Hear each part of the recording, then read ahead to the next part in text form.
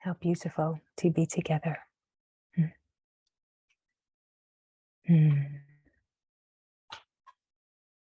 So we are pulled together, we are pulled to Satsang because the truth in us, the truth that we already are, is pulled to be together in the oneness, in the remembering. The true being is pulled to itself. It is not a choice of the mind. It is the pull of the heart that calls us to gather.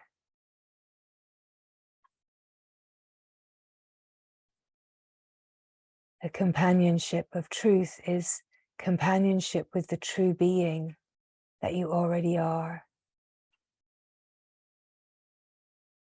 Allowing the truth of the heart, the pull of the heart, is simply saying yes to yourself. Simply saying yes to this truth that you are.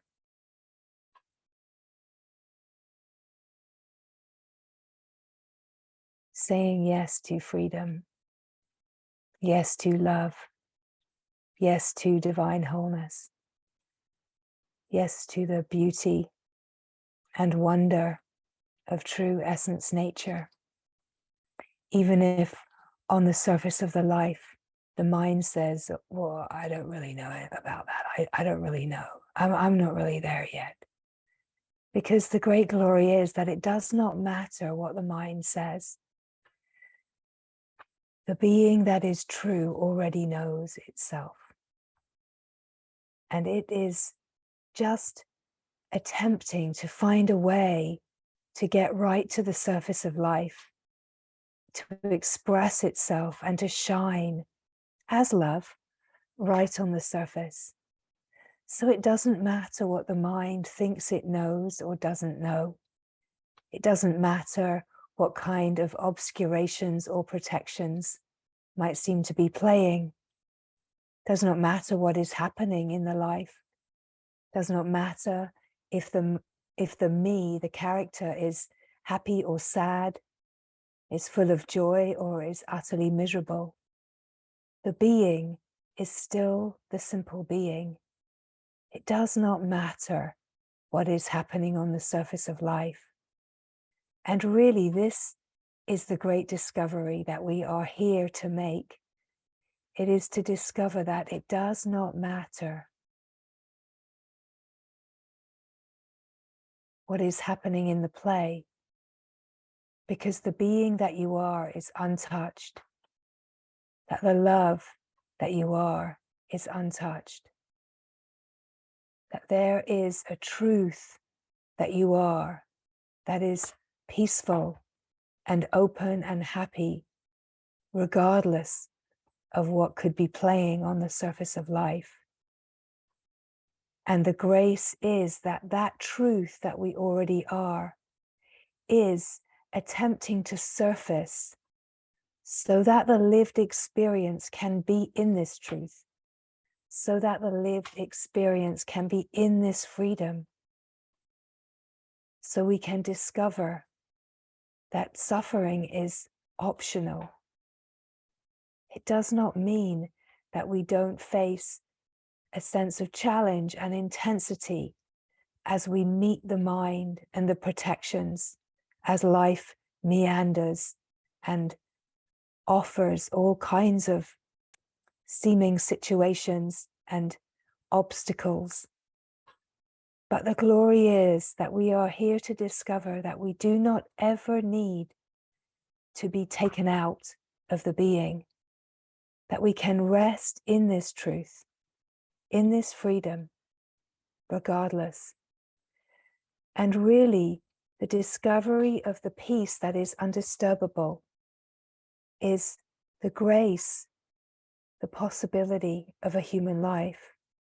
It is to find that which is not touched, is not disturbed in any way in the face of all kinds of flavors of happenings that appear on the surface of life. But everything that is happening to take us deeper into this truth. Everything is happening to invite us to discover what is not touched by this, what is absolutely peaceful, happy, and unmoving, whatever is going on the surface of life. Now, of course, when we come to this remembering, this recognition, this remembering of the true essence nature of our eternal, timeless nature, of who we have always been, and that this truth has never been touched by anything in the life, we start to feel this sense of freedom. We start to feel the sense of freedom in the being, and we also start to notice this resolve and courage to face all of life without collapsing and crumbling into the mind's interpretations and struggles. That we find this courage to face life. Life, crazy old life, in all of its possibilities. We find this courage to face it all without being pulled into the story, but instead meeting the feelings, the sensations, the protections that come forward, that we are able to meet our own mind. And as we meet our own mind, we have this opportunity to recognize what is true here, what is unmoving here, what is stable and constant, while the dance of life dances, meanders, ebbs and flows in all of the ways that it does. But in a way, the ebbs and flows of life are a reflection of our dancing consciousness and are really coming forward out of our consciousness so that we can meet the places that are protected, that we can meet the places that we are in truth here to meet. We can meet everything that we are here to meet, because in the meeting, in the receiving, we have this possibility to clear the obscurations. The obscurations are the patterns and conditionings in consciousness that keep us held in separation, in a sense of being divided from the divine. And so whatever happens in the life, we come to recognize that this too is a divine orchestration. This too is somehow a flow of grace, even that which does not feel to be so to the mind, that there is a deeper knowing that whatever life brings forward, there is this incredible opportunity in everything, that we could say we're not exactly writing the script, but we are creating the situations so that we can face the parts of ourselves that we would not get to meet without the situations. And so, of course, what this means is that life will often bring forward situations, circumstances that the mind says, oh God, no, not that, right? We could say, my greatest fear, the thing that I dread, it's of course going to be what we don't want, what the me doesn't want. But somehow there's a deeper part of us that knows that underneath the mind's feelings and thoughts, that there is a sense of peace, of undisturbable being that somehow knows, oh, this too, this too. It can almost be as if we've been expecting these visitors, right? These kind of visitations that the mind doesn't want. It's almost as if we've been holding everything at bay, and the mind is saying, okay, okay, it's all okay. And we attempt to constantly make the moment what the mind wants. But of course, life, the divine, has its own plan. And its plan is wholeheartedly for our freedom. Wholeheartedly for our freedom. The plan is not for us to suffer. It is only when the mind gets involved and thinks about the happenings and bears judgment, opinion, and ideas and concepts come in, when there's a sense of separation that actually creates the suffering, the resistance, really, to what is what creates the suffering. So when we come to the being is openness.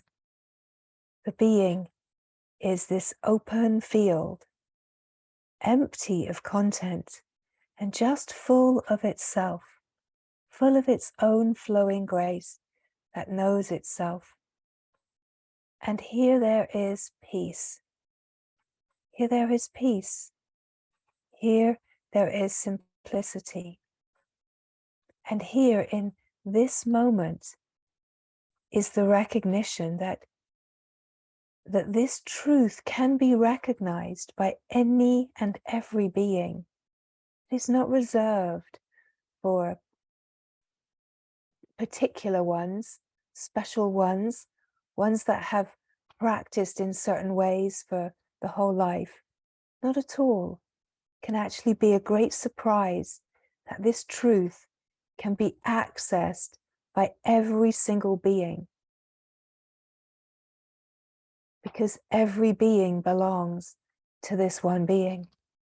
Every being belongs to this peace, to this love, to this wholeness. Wholeness would not be whole without you. So how could you not belong? Wholeness needs absolutely everything and everyone to be whole. Nothing is left out. Nothing is left out. But what we have to come to recognize is that the divine plan is not that we suffer. The divine plan is that we rest in the peace of presence of the moment and know the true being that we are. That the suffering only happens when the mind is fragmenting the moment and protecting and imposing ideas upon the moment, resisting, trying to get away from the moment. In surrender, in true surrender, in a moment that says, okay, this is what's happening, this is what is here. And the meeting of the moment, this moment, this moment, this moment, allows the moment to be the openness of being, whatever is happening. Even if the mind says, well, I don't really like what's happening right now. There can be a bigger space that says, yes, I see you, mind, and I see that you don't like this, but it's okay, because I'm here, the big I, the big one, holding the space that is untouched, right? So this is why It does not matter what is happening in the mind. When we really come to know the being, the wide open spaciousness that is untouched, we come to recognize that what we are in truth is the awareness of the moment. We are the awareness of the mind that doesn't like it. We're the awareness of it all. And we can confirm, is the awareness upset about this moment? And when we look, we say, no. Does awareness have anything to say about this moment? No, because awareness is just simply aware. And as we confirm this in our direct experience, it's as if we open to our own openness and we come to remember a part, the greater part of what we are that has tended to be forgotten. We open to the openness, and being the wide open, stable, unmoving spaciousness of the awake field that is not touched or disturbed by the play of the world. But this confirmation, it has to be fresh. It has to be fresh in the moment, in this fresh moment. The confirmation is awareness, anything other than aware and peaceful. And when we look directly at our own awareness, we find the one field of awake awareness, and we confirm, no, awareness is just simply aware. And what is the felt sense of being awareness? It's just this sense of being. So as these words come, check in your direct experience. Come to the felt sense of just being here, right now, in this moment, being present here, being open here, to feel that you can feel the freshness, that you are here, that you are presence. And the felt sense of presence is just alive with its own beingness. And so as these words come, immediately pick up the remembering and confirm it in your direct experience. Just to notice as awareness and to say, oh yes, yes. Confirm that it is true in your direct experience, and you sink deeper into the aware presence. Notice that aware presence is aware of thoughts that come and go. Right now, just to watch. Awareness, aware presence is aware and fully present to anything that's moving and changing. So we can see as aware, awake presence, it's like witnessing, observing, being aware of. The words don't matter. So just fall into whatever resonates and just let the rest float away. But confirm in the direct experience what is true. Because as you confirm in your direct experience what is true, you fall deeper into the truth of the being that you are, right? You come into like a true satsang. You come into true companionship with your own self, with your own truth, the truth that you are, right? Can only find this truth in your own direct experience, can only find this truth and confirm it in your direct experience. So as these words come, you don't find truth in these words per se. You don't find truth in this form. You find truth in what is being pointed to, right? This is the grace. You find truth in what is being pointed to. So this form is just a vehicle, a pointer. It's called a deshika in Sanskrit. It's a pointer too.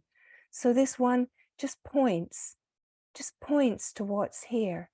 And as the pointing happens, it's to follow the pointing in your own direct experience and confirm, yes, this is true. And if it doesn't feel to be true, you can also say, no, that doesn't feel true. Just let it go. It does not matter. But the invitation is constantly to look as the aware being, look deeper into your direct experience in this moment.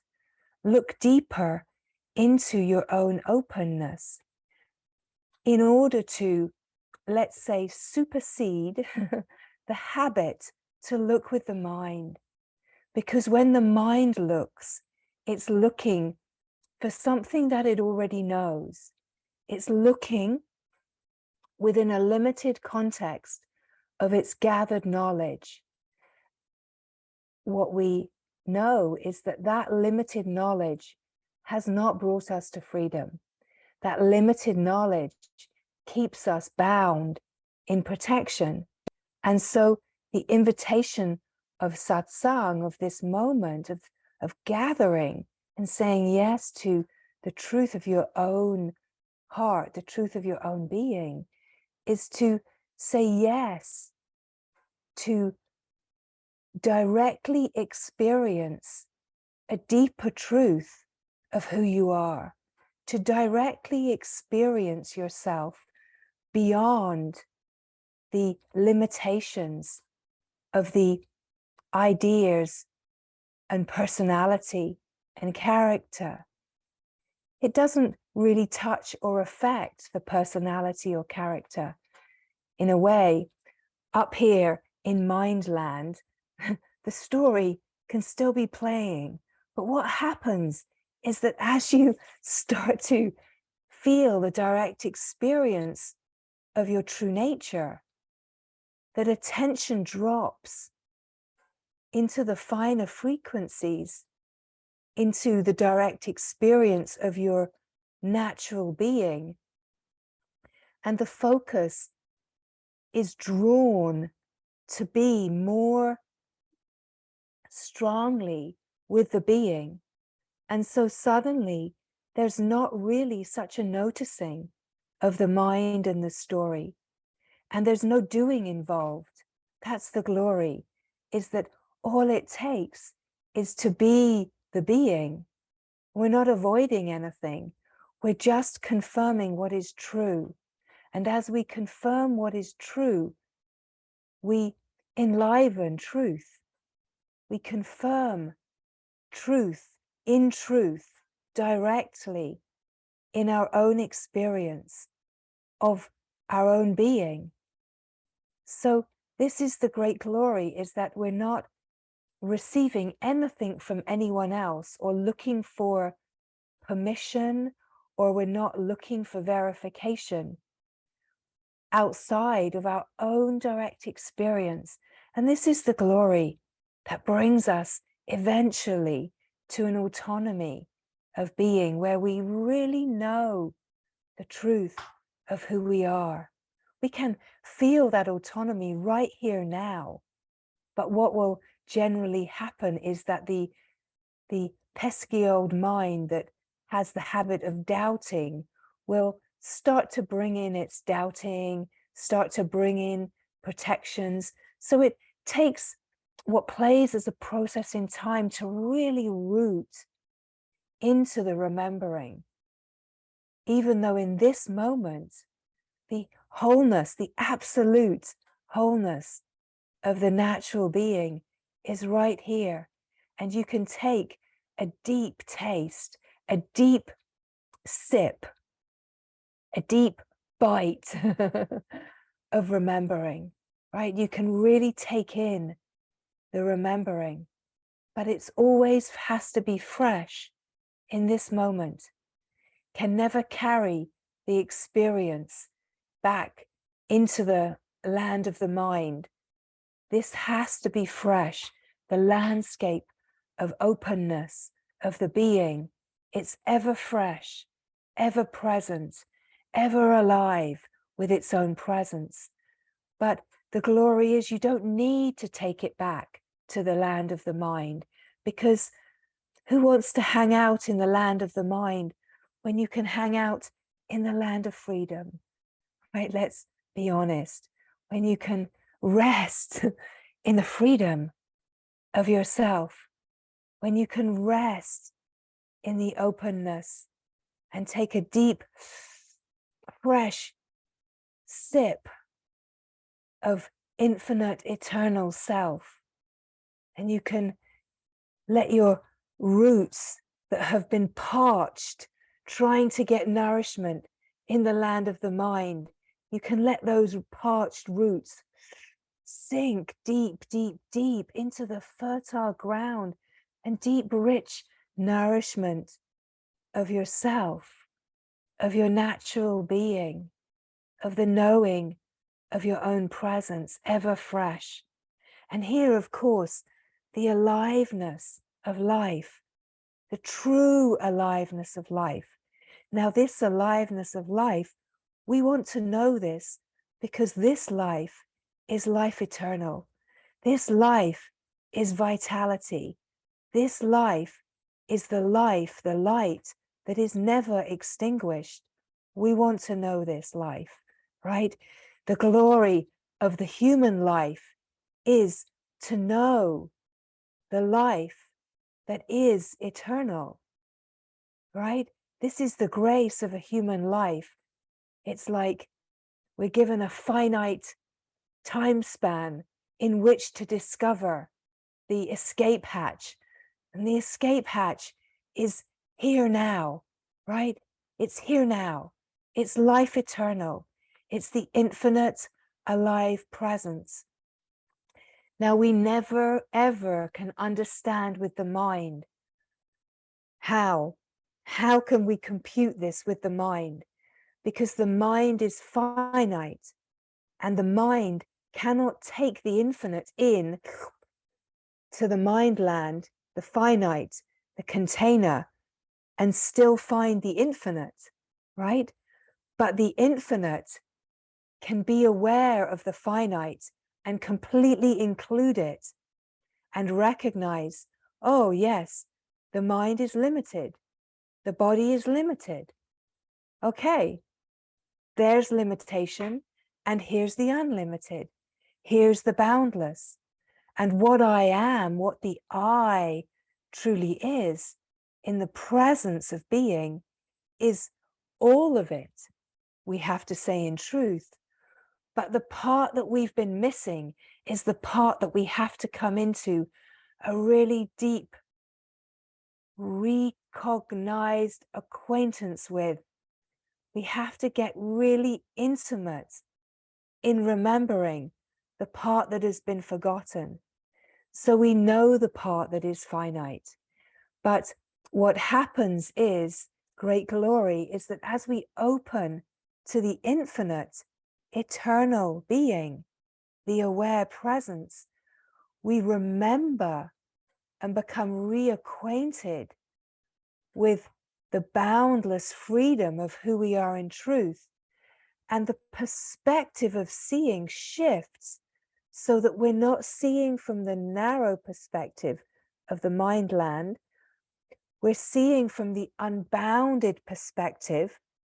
And from here, the unbounded perspective, we find, oh, it includes little old me, the one I thought I was, included too all of the thoughts, all of the story, everything that I thought I was is included. And then even more great glory, what starts to happen is that this freshness starts to infiltrate those crusty holding patterns, the freshness, the truth, the true being, the awareness, the spaciousness of freedom. The more that we confirm it in our direct experience, it starts to seep in, even to our physiology, right? Because the consciousness starts to shift. So the consciousness starts to shift. Consciousness, we could say, is it's both the unmanifest and the manifest, right? So the consciousness in the unmanifest, the purity of the unmanifest, starts to manifest from the knowing of its purity, right? So the beauty is that as these words are coming, you're following them, right? Now the mind is trying to follow them, but simultaneously the being, the consciousness is following. And where there's a sense of what is being spoken making a certain kind of sense, it's because the intelligence of what you are is receiving and remembering, recognizing in consciousness. Now the beauty is that it's not that we now say, okay, now we're going to have an exam and you've got to answer all these questions and get them right, or you've got to repeat it back and write an essay about it.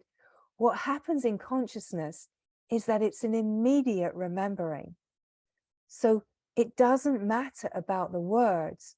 What's important is where you're feeling.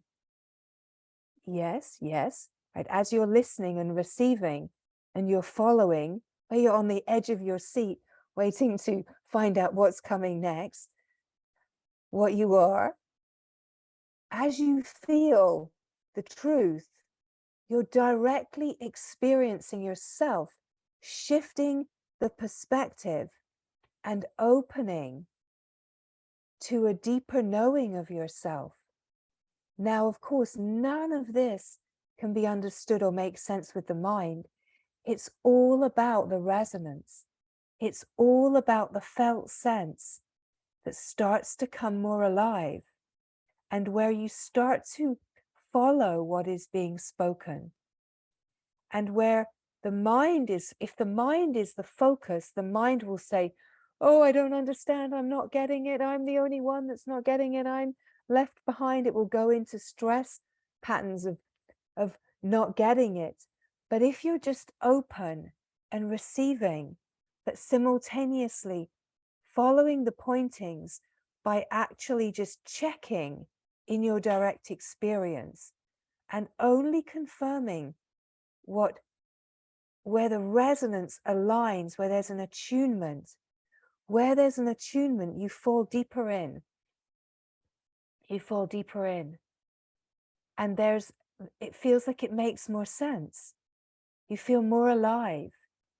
You feel more aligned. You start to feel where we are one. You start to feel where we are the same. Because where we are the same is in this truth, in this freedom, in this being. Now, there are subtleties to the direct experience, which each being has uniquely, but the truth is the same. The truth is the same. So that is why, as the words come, it is just to be with what resonates. Now, each being will have a different capacity to receive, and the consciousness of each being is working to open to remember itself in slightly different ways. And it's all perfect. That's the grace, is that here in the light of pure consciousness, consciousness just opens to itself through the resonance, through the finer frequencies, to remember itself exactly as it needs to, right? So, right here now, fresh, alive, doesn't get fresher than this. This is pure life force, pure prana, right? Or sometimes called chi. It's pure life force. And it's the felt sense of being the aliveness of this moment. Now, this aliveness of the moment is the aliveness of eternal life. This aliveness of eternal life, it animates the form, it gives life to the form. Of that, we have no doubt. It gives life to the body, to the physiology, through the breath, right? It travels with the breath. It jumps on board the breath, and it gives life to the body. But the life doesn't need a body.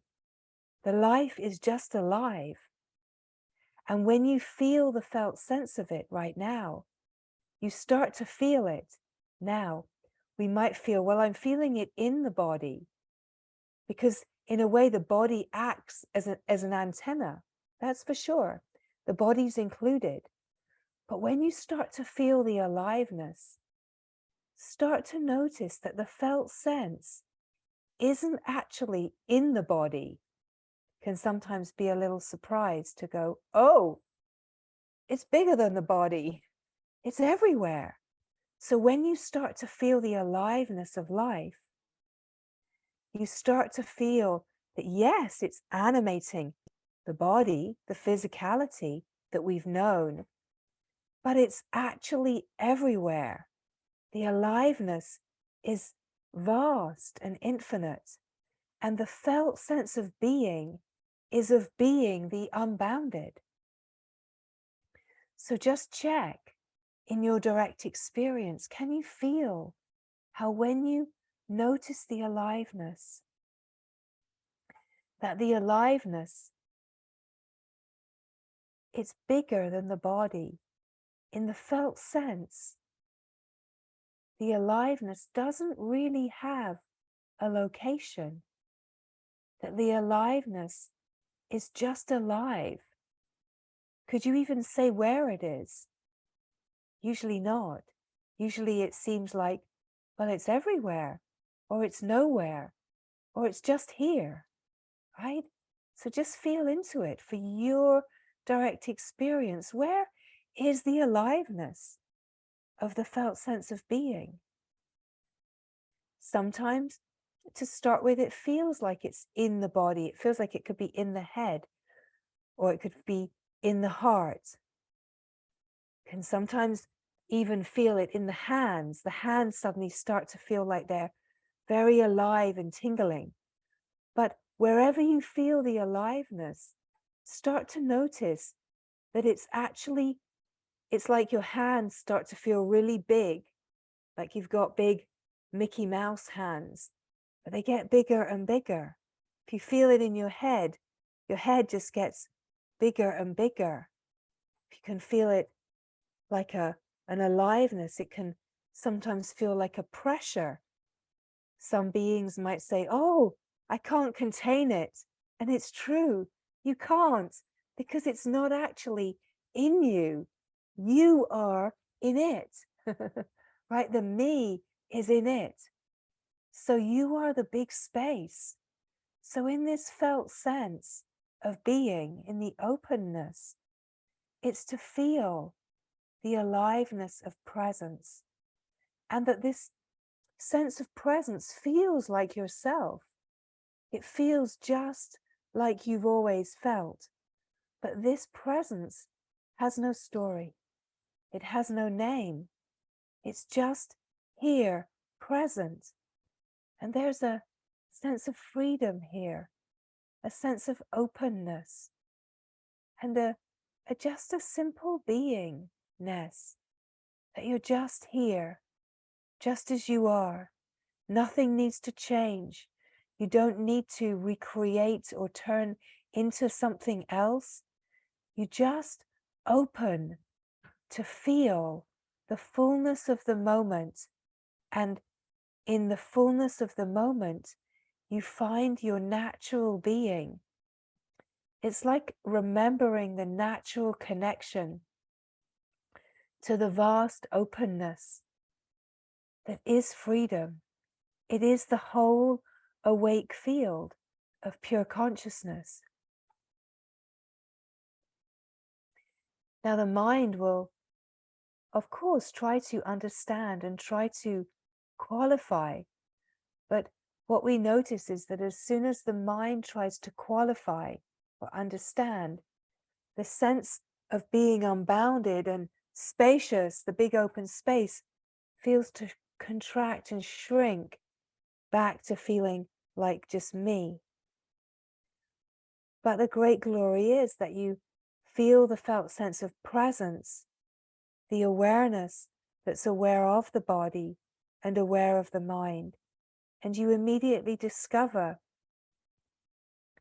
that the unbounded presence of being is still here, that the unbounded presence of being has always been here, has never ever gone anywhere.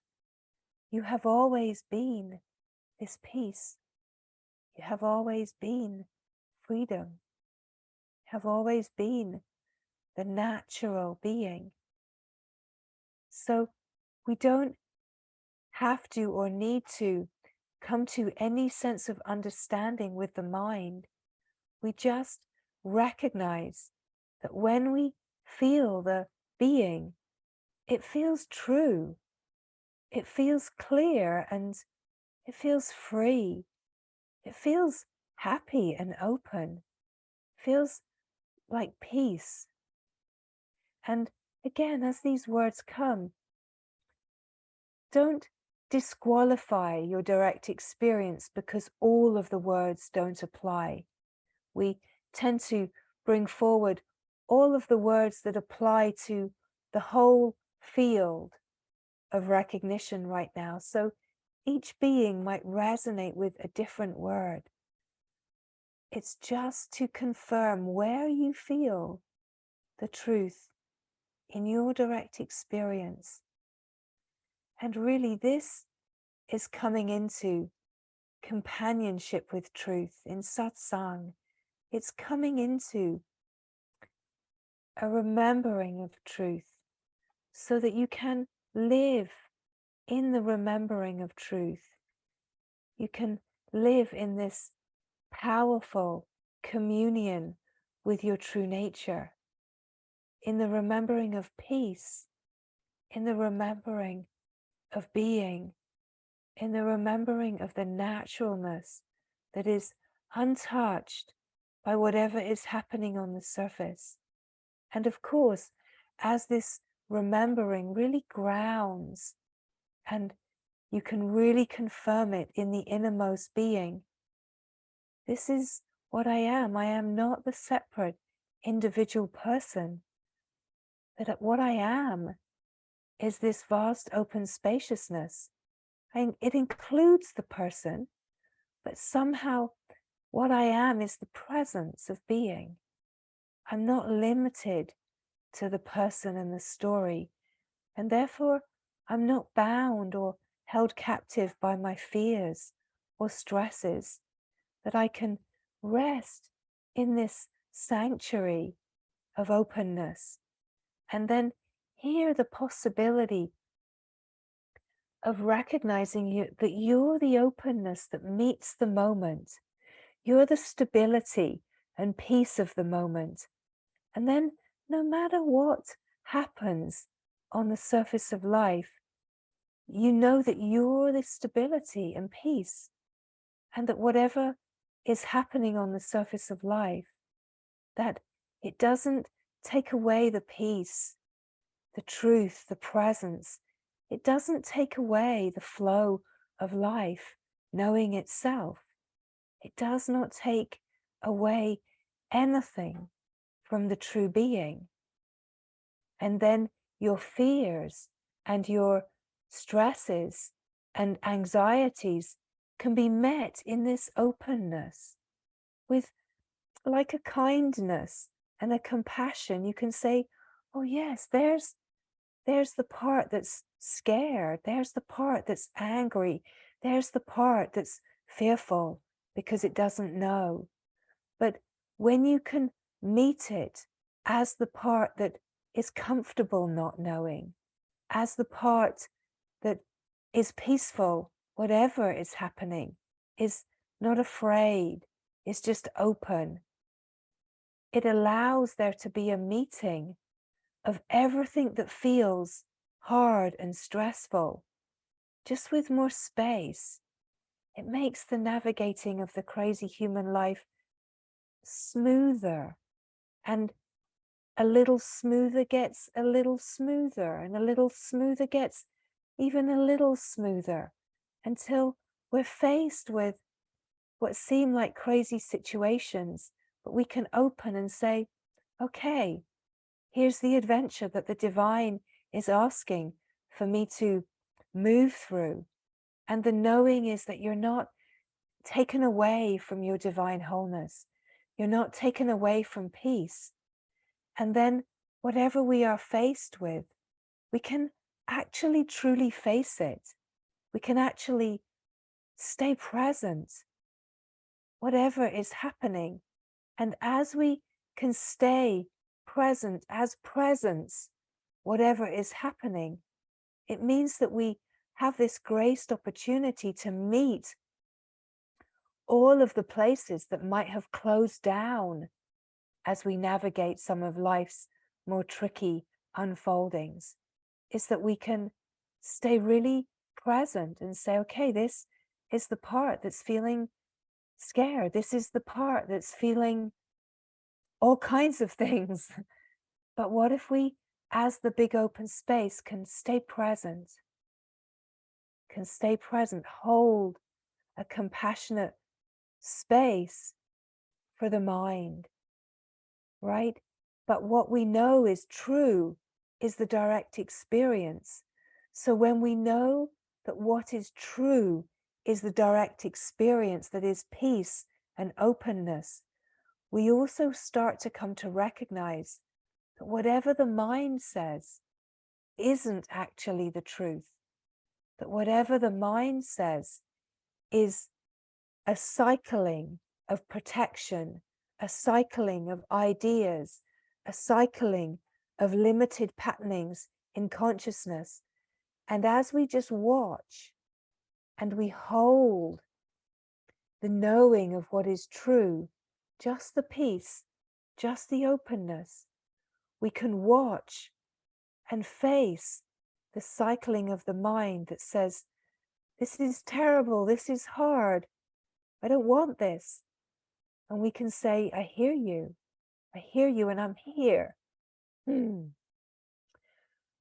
can hold this compassionate space that's right here, right here, where we can feel the feelings, right? We can be so present with those places that are tender and scared. We can be so present. I'm right here with you, right? So we're transmuting it right now, whatever's in the field. We can stay completely present with the places that are wanting to protect, but we say, no, that is not the truth. That is not the truth. This is the truth. This presence, this being, this being is the truth. This being is the truth, right? And we stay here. We stay here. And we allow whatever feelings are moving in the nervous system to go crazy, do whatever they need to do, get stirred up, and we can stay really present, and we can just hold this attention of presence, of love, of light, of truth that says, I'm not going to believe you. I'm going to stay here with you. But I'm not going to leave this truth. I am going to carry all of this into the truth, right? It says, the being says in presence, in the wordless glory, the being says, I will stay true and I will hold this space while you, here we go with the patterns, this little symbol, while this patterning, this fear, this stress, this anger, this anxiety, this upset, I will hold the space while you let go, while you relax. So I'm going to stay true. I'm not going to listen to you and believe you, but I'm here present with you while you feel what you're feeling. I'm here. I'm here. This is the being that says I'm just here. And this opens and it opens and it opens. It opens. And as it opens, even if on the way, let's be honest, on the way this says, oh, you're going to die, you're never going to make it, you know, because the fears, they start really dishing out some crazy things. When the feelings get intense, the mind says, you're not going to make it. This is really hard. You need help. It really, you know, kicks up a stink, let's say. But when you just stay present and say, I hear you. I hear that there's stress. I hear you. But I'm going to stay true. I'm going to stay true. Going to let the feelings come. This opens. And when it opens, it recognizes the sameness. And the pattern of protection collapses into the oneness. And then there's a sense of, oh, thank God.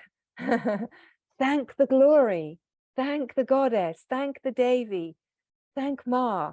That truth stayed true so that the patterns could collapse, right?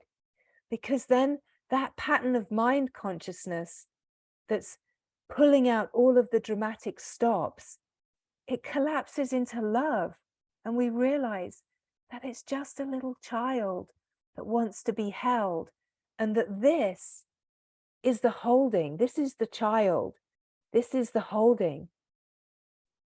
And when the parent, the true parent, holds, the child of the mind can open and open and open.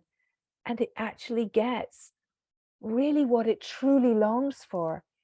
It gets to know the love, but not the love of someone. It gets to know the love that is the true nature.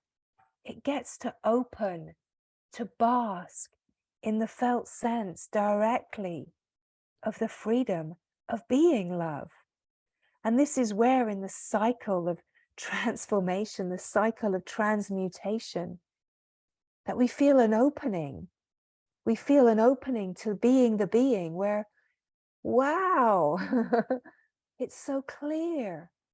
This is what I am. I am this love. I am this openness, this being. This is what I am. And the more that we open to being the openness, when the patterns of limitation present and the challenges of life arise, we have more of a resolve to meet whatever is coming forward. Somehow to recognize that even if it feels hard, that it is somehow grace that is offering us the possibility of freeing some parts that are bound, and that this is what the human life is for.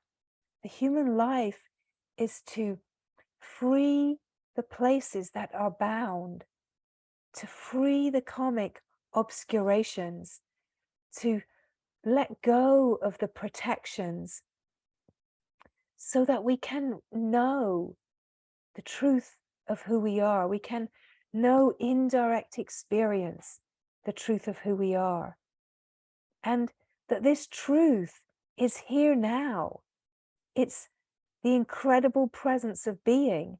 And it doesn't rely upon how many years you have played out a story of being spiritual. It doesn't require you to bow at anybody's feet.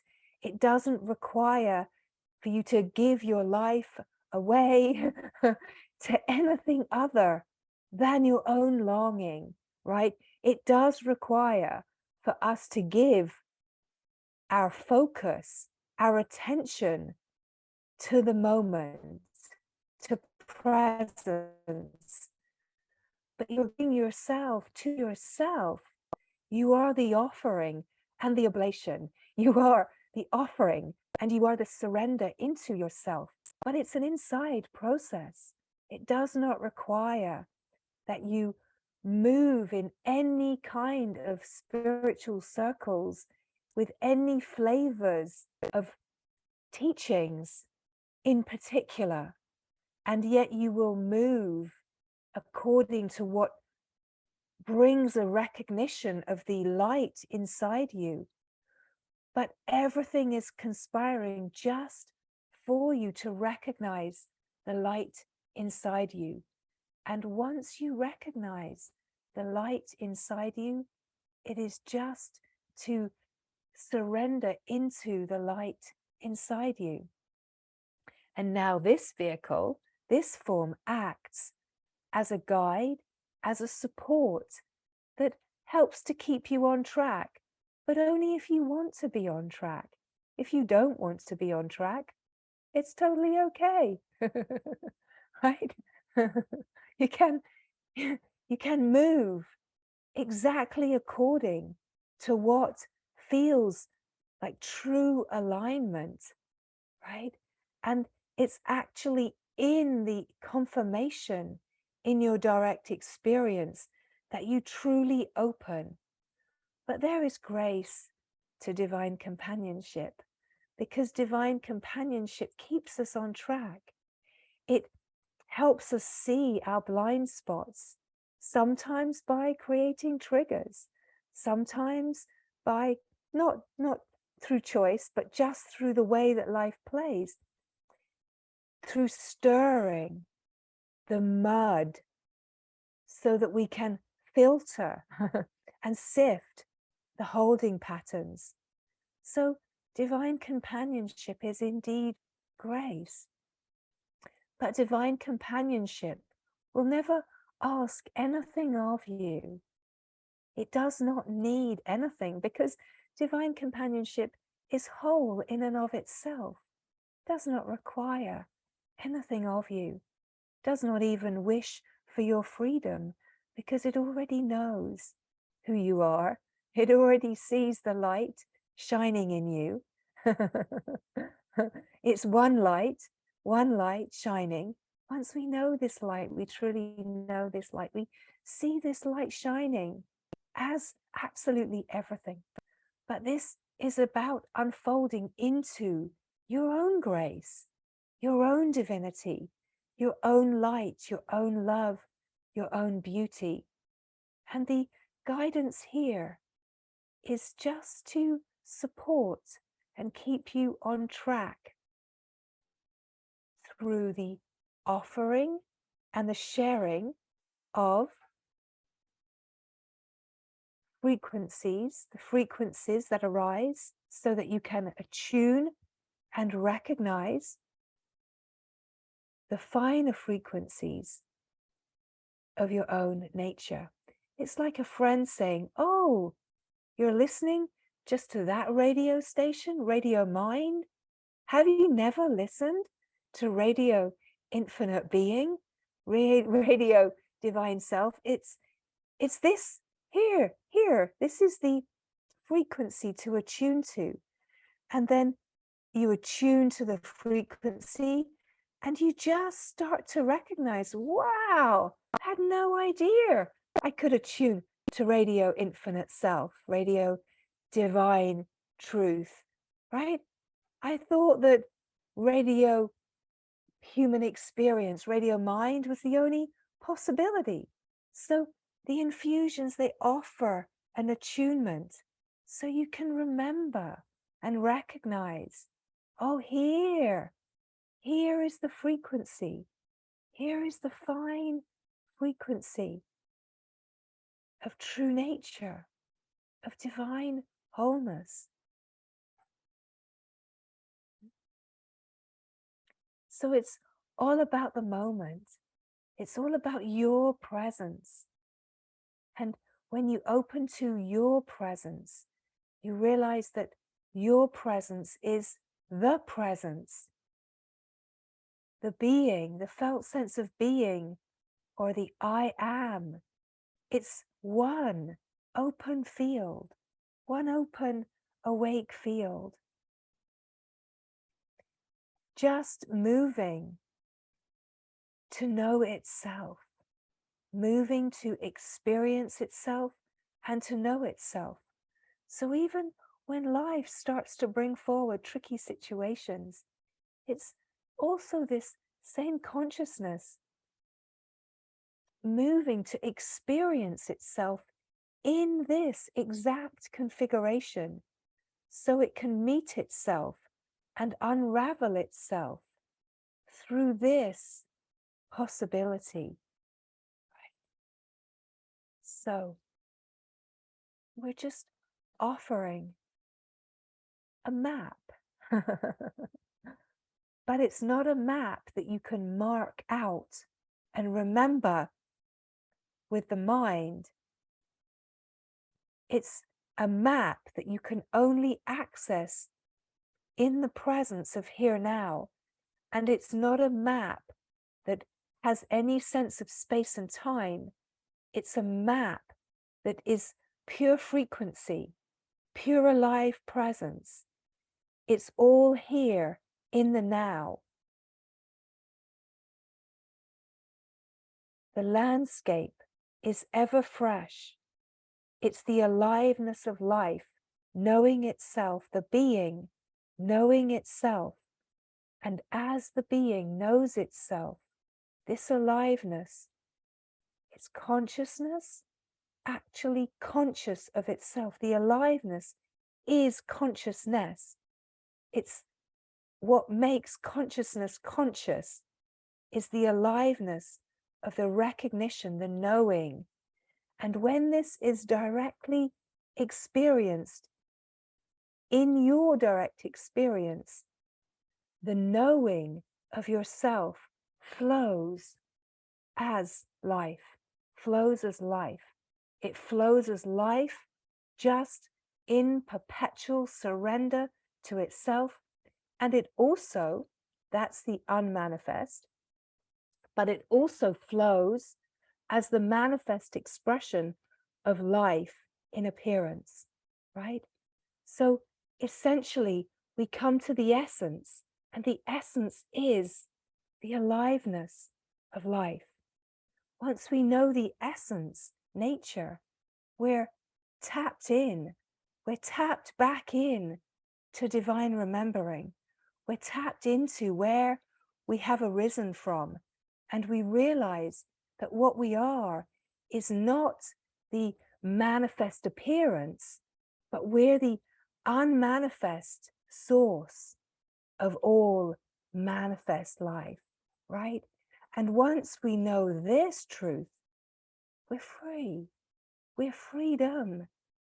We're just here, alive as life, shining, loving, being.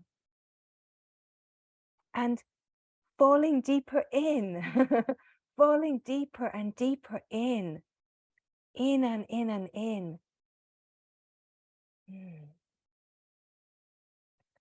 So it's all about who you truly are, about this moment, the alive presence, and being yourself, being the truth, being the knowing of this truth.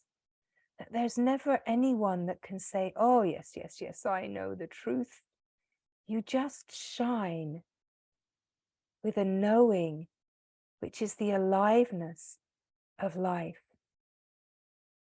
This is being the truth. You never know the truth. There's no known here.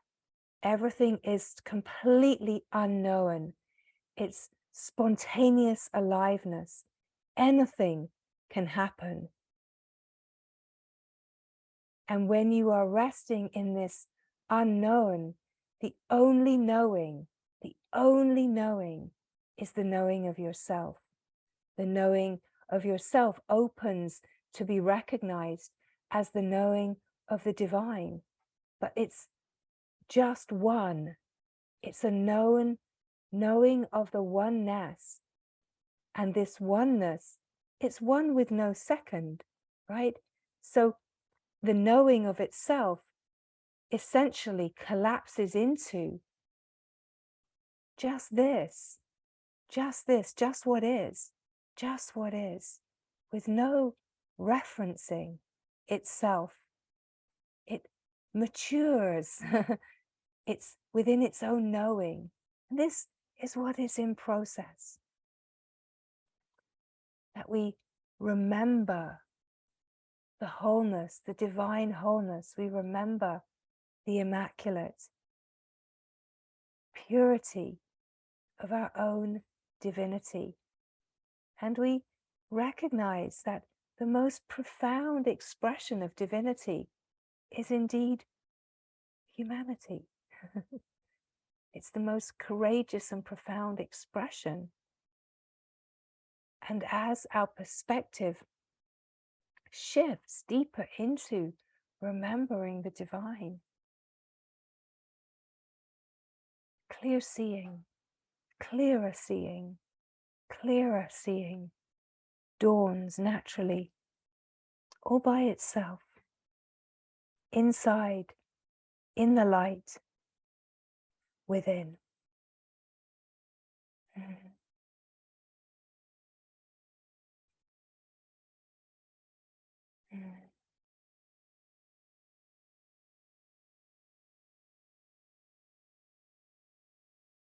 So how beautiful we can be together in this truth, in this light, this love, this being.